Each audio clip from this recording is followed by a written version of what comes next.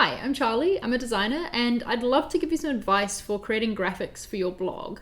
The right blog graphic can really help increase the shareability of a post, and it can make it more enticing to read as well. So how about we create a graphic together right now, and I'll give you some simple design tips along the way. I'm going to use Canva for this, which is a free online image editing layout tool. It's pretty easy to use, so I think it's great to start off with, but you can follow along with whatever software you prefer using.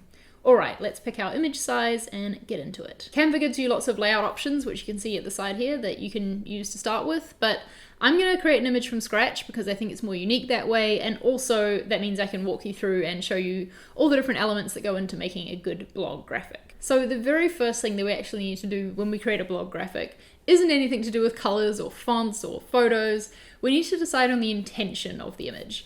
Of course, we want something that looks great and we want something that relates to the blog post because that's the point, obviously. But perhaps there's something within your blog post, there's a certain theme that you could pull out and use as the inspiration for the image. So for example, I'm going to be making an image for an article about setting goals. And so I want my image to look hopeful and I want it to be empowering. So I'm going to hold on to those two words as my intention for creating this graphic, and it's going to help me make decisions about what photos and colors to use because those are the words that I want it to portray. Make sense? All right.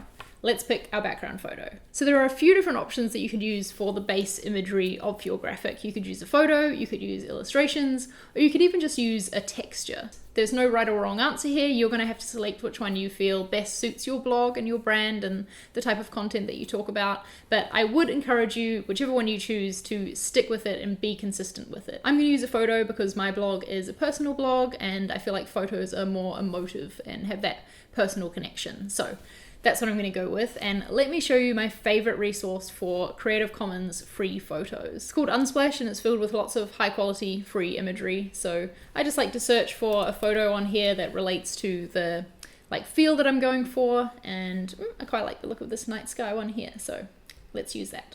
Now I'm going to upload it to Canva and then we'll drag it on to our canvas here. So there we go, that's our base. Now let's add some text to this.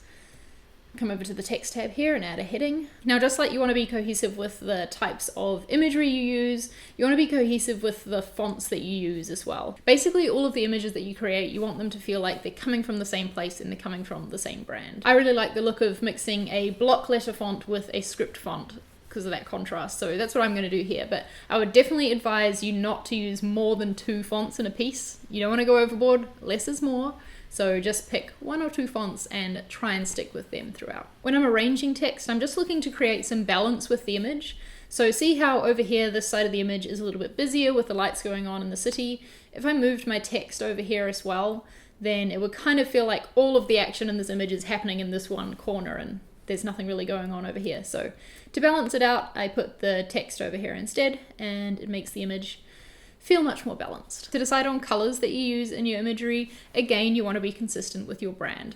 With my personal brand for my blog, I like to use a lot of purples and pinks and blues in my imagery and graphics that I create. So that's why I kind of chose this image, because it has those colors in it. It's a really good idea to come up with a brand color scheme and try and stick to it throughout all of your images. I'm going to add some shapes into my piece just to really bring this text and image together. So if I come in here into the shapes tab, you can easily duplicate things in Canva as well just by clicking that copy button. I'm just going to add 2 shapes down here as well, again, for balance purposes. Now this is probably fine as it is, but I just want to add one last little touch.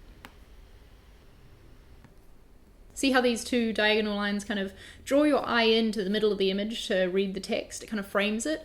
And this could be a design element that I then take across to all of my other blog images as well, and it'll help create some consistency between them. So there we have it. I think that's our image finished. I'm just going to click download and save it to my computer.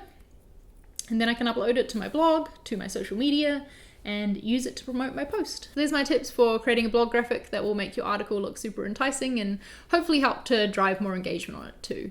If you would like some more useful blog design advice, then you should download our free guide. It's called Design for Non-Designers, and it's filled with useful articles on things like typography and color theory, and I think you're going to find it really helpful. So download it at the link in this post. Happy image creating, and I'll see you next time.